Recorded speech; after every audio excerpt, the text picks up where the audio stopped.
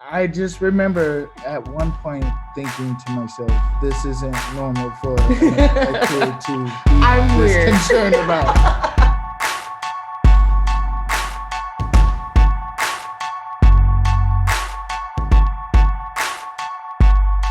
From Facebook, Brett Regal, what is your favorite place to play in Cleveland? I like, if I may say, Beachland. I like the Beachland.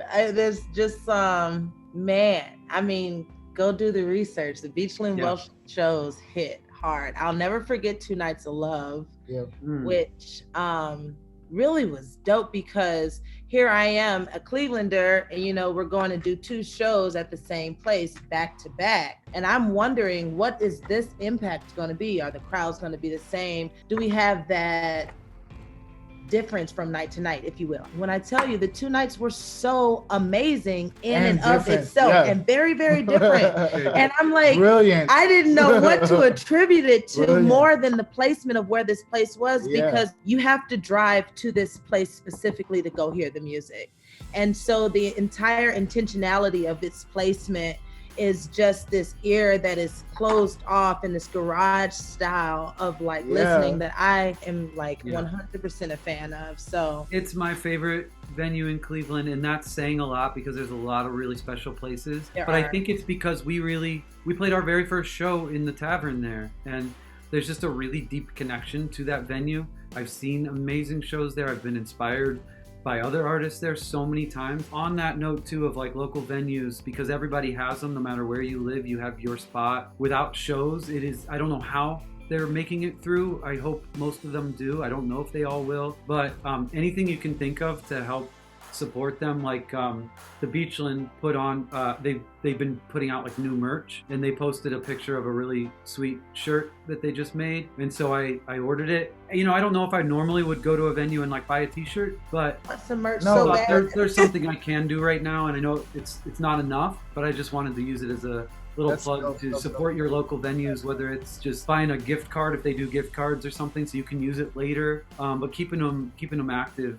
And then make sure as soon as you can that you go back and help them. But we have a lot of great venues in Cleveland. The Grog Shop is really fun to go see shows at. I grew up loving a club called the Odeon. I know Mikey did too. We used to go to shows together. Dude, we used to see so many shows there together. And then I love we've kind of started a tradition playing the House of Blues on Thanksgiving. And a lot of that is because if we're only home to do one show during our fall tour, it's nice to be able to have the seats up top for some of the family members who are not able to stand the whole time, and so it's been a really nice place to kind of accommodate everybody. And then it sounds great and it looks great. Honestly, I'm maybe a little more partial to the Beachland Tavern. Ooh, and for anybody watching that's not familiar with this venue specifically, there's 2 rooms. There's a big ballroom that has maybe 500 people that you can fit in there, and it's beautiful. And then there's this room off to the side that you can fit 180 or maybe 200. I'm not sure. It doesn't matter. You just want to party in there. Exactly. That was our first show as a band. It was our very first public appearance, and you'll have people. You're up 6 inches off the floor, so the band isn't very separated from the audience. For me, and I would assume for all of us, you feel a different energy when you're that close to your audience. For sure. You feel it. Yeah. There's sweat. There's, I'm sure Sam and John and Bree, I'm sure that you've had spit that flies out on the people in the front row. It's just, I love it and I miss it. Not very COVID friendly, but no, it's not. This is all over. We'll be spitting all over you again. I promise. Vika Prohaska on Instagram. Apologies for mispronunciations. They ask, what got you started with making music? And I think we should answer that maybe separately, individually. So Mikey, what got you interested and started on the drums? It was 5th grade, and they had tryouts for orchestra. I really, really wanted to play the trumpet. When it came for tryouts, I was horribly bad about blowing into the mouthpiece. So the director just handed me a pair of drumsticks and was like, "You're the drummer." And it was not really what I wanted to hear, and I had no interest in playing the drums, or really all the cool kids were playing the trumpet, so I really wanted to play the trumpet. So the rule in my family was if you pick an instrument, you have to graduate playing that instrument. So I wanted to quit all through, grade school, all through high school. My parents were like, no. I stuck it out. And then I fell in love with it. And I found Earth, Wind and Fire, the Beatles, like funk music, blues music, everything. And then got really invested into learning what the groove was. And that it kind of took off from there. Killer. What about you, Bree? I woke up one day and I was having to give the alto section part that my Aunt Sharon was giving me. I literally tried so hard to find out when music was something that I chose to do. And I never really come up with that day. I can tell you that I remember just always being a part of choir. More than, of course, growing up in the church world, being a part of organized music has been my upbringing. That same aunt who is now deceased, she was my godmother and my dad's eldest sister. But she also introduced the violin to me, which created the bridging of genre from classical and gospel, and just the idea again with organized music. My mom was a concert vocalist at Baldwin Wallace Conservatory of Music, and my dad played trombone and tuba. So he was always playing jazz, and my mother was always critiquing how I was supposed to do it. As my father began to be a pastor in church, then they needed a musician. And so my ear was the bridging to my assessment with being able to hear parts and sing in groups and choirs and annotate it through the piano. That was really just how it just became a part of me. It's just been a part of my lifestyle.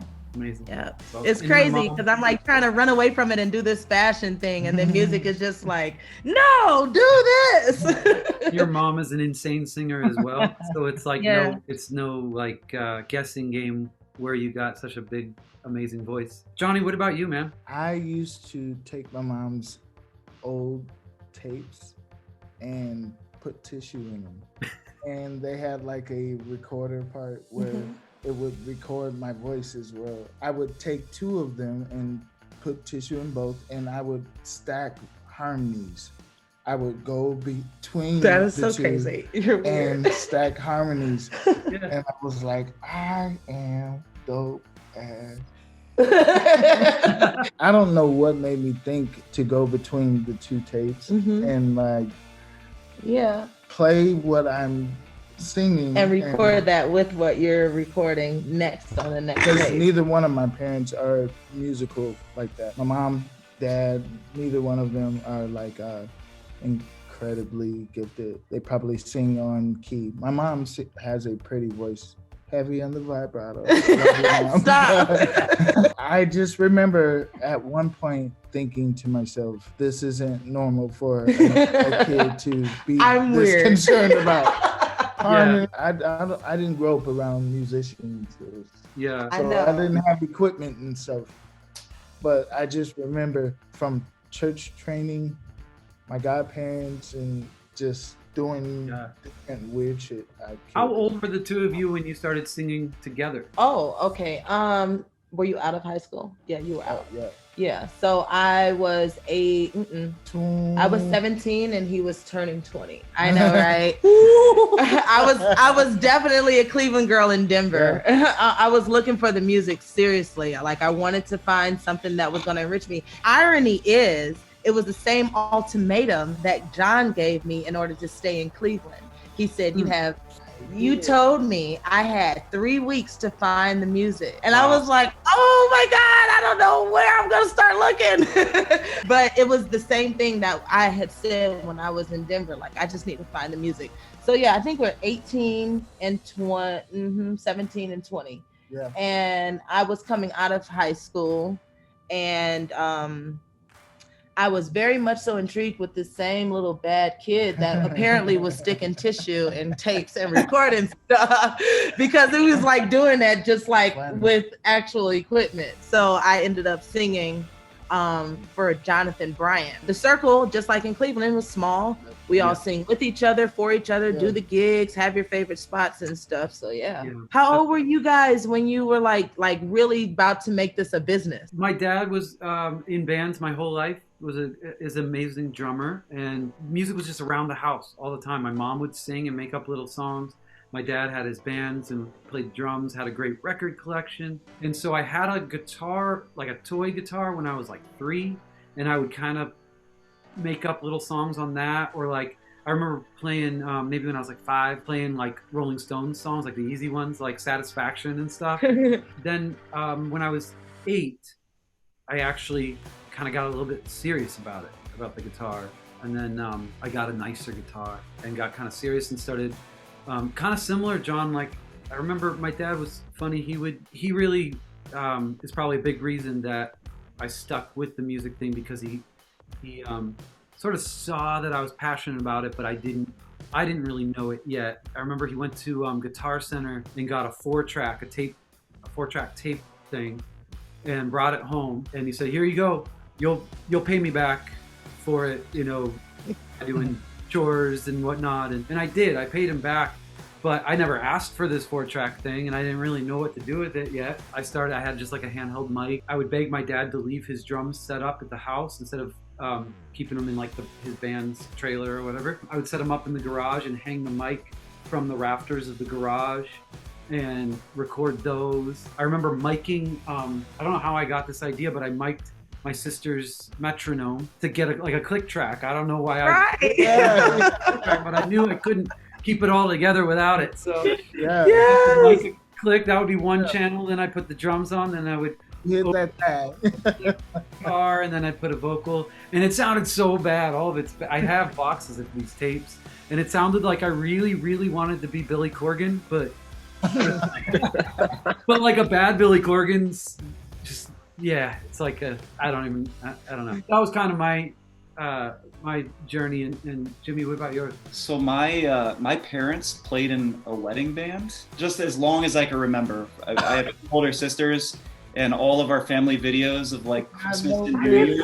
I did not know this. Like, my mom and dad were kind of like rock stars, and I was too young to know or to understand. I saw big PAs and guitars and drums, and like was around that energy from a really young age. I don't know, maybe one day I asked like, "Hey, like, can I start playing guitar?" My dad was like, "Here, you know, you can play around, but I really encourage you, Jimmy, to like learn how to read music, listen to an orchestra, maybe like pick up a different instrument first." I don't know, maybe like 4th grade, I started in the school band. I played saxophone. I really enjoyed it. So as like the years went on, I picked up the oboe because I really liked orchestra.